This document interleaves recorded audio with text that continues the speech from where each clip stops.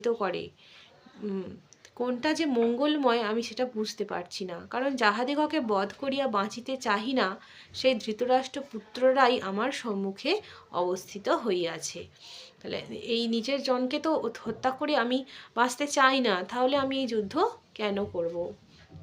দীনতা ও জ্ঞাতিক্ষয় পাপে ভীত, প্রকৃত ধর্ম বিষয়ে আমার চিত্ত বিকল। আমাকে যাহা নিশ্চিত শ্রেয় তাহা ঠিক করিয়া বলো। আমি তোমার শিষ্য ও শরণাগত। আমাকে তুমি হিত উপদেশ দান করো।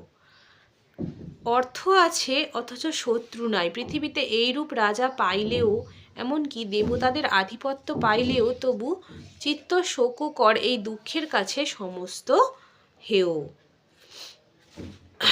কি বলছেন? যে অর্থ আছে অথচ শত্রু নাই, পৃথিবীতে এইরূপ রাজা পাইলেও, এমনকি দেবতাদের আধিপত্য পাইলেও, তবু চিত্ত শোককর এই দুঃখের কাছে সমস্ত, মানে এত কিছু দিলেও আমি এই কাজ করতে পারবো না, এটা আমার কাছে অতীব দুঃখের।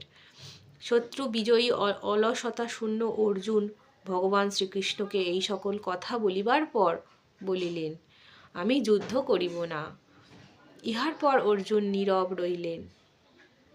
উভয় সৈন্যদলের মধ্যে দুঃখিত অর্জুনকে বিষাদগ্রস্ত দেখিয়া শ্রীকৃষ্ণ হাস্য মুখে এই কথা বলিলেন।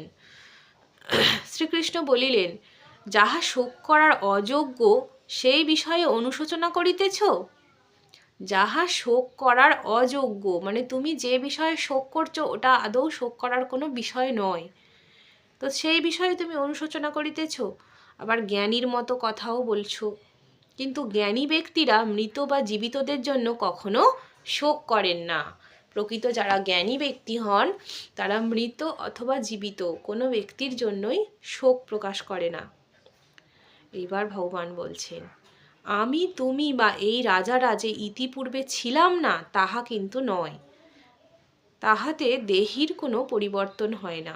না, ভুল বললাম, ছিলাম না তাহাও নয়, কিংবা পরেও যে থাকবে না, হ্যাঁ, সেটাও নয়।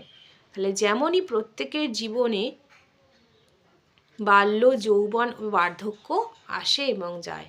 প্রথমে আমাদের জীবনে বাল্যকাল আসে, তারপর যৌবন, তারপর বার্ধক্য যেমন আসে এবং যায়, তাহাতে দেহির কোনো পরিবর্তন হয় না। কিন্তু যে যে মানুষটা, যে আত্মা, তার কিন্তু কোনো পরিবর্তন হয় না। তাহলে বাল্য আসুক, যৌবন আসুক বা বার্ধক্য আসুক, আত্মা কিন্তু একই থাকে। তেমনি মৃত্যুও একটি দৈহিক বিকার, ইহাতে পণ্ডিতেরা কখনো বিচলিত হন না। তেমনি মৃত্যু কিন্তু একটা সাধারণ স্বাভাবিক ব্যাপার, তাতে কিন্তু বিচলিত হওয়ার কোনো কারণ নেই। কারণ মৃত্যু মানেই সব শেষ নয়, মৃত্যু মানে একটা নতুন শুরু। কেমন? কারণ মৃত্যুর পর আমরা আর একটি দেহ পাব, এবং সেই দেহ আমাদের ভগবত ভজনে উপযোগী হয়তো হবে। তো এখানেই শেষ নয়, যদি ভালো কর্ম করি তাহলে নিশ্চয়ই ভালো দেহ প্রাপ্ত হব। তাহলে মৃত্যুতে কখনো কাতর হতে নেই, এটাই ভগবান অর্জুনকে বললেন।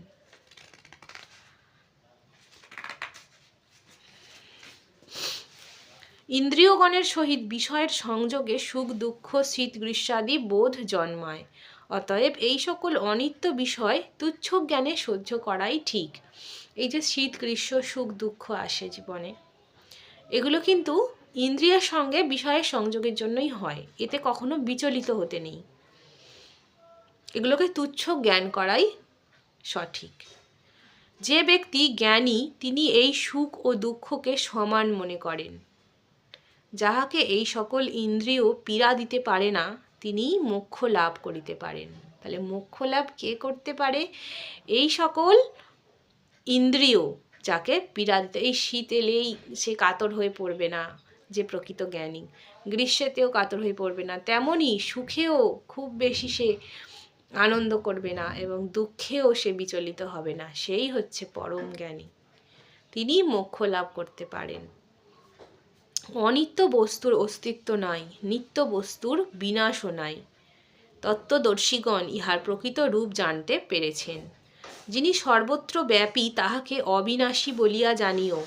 সেই অব্যয় আত্মাকে কেহ বিনাশ করিতে সমর্থ হয় না।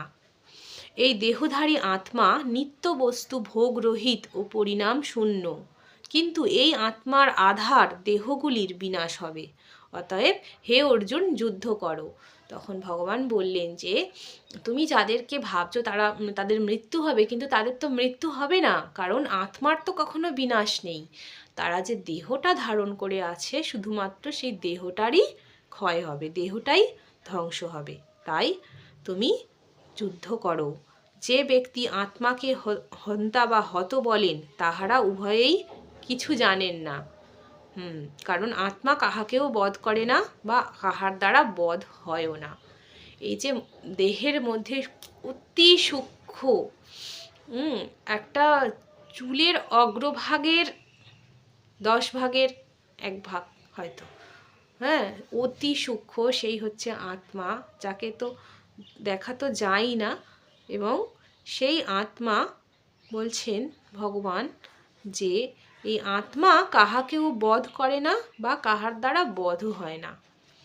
তো এই আত্মা কখনো জন্মায়ও না আর মরেও না, বারবার জন্মিয়া সে বৃদ্ধি পায় না। ইহার ক্ষয়ক্ষতি কিছুই নাই, ইহা অজ, নিত্য, শাশ্বত ও চিরপুরাতন। দেহ হত হইলে আত্মা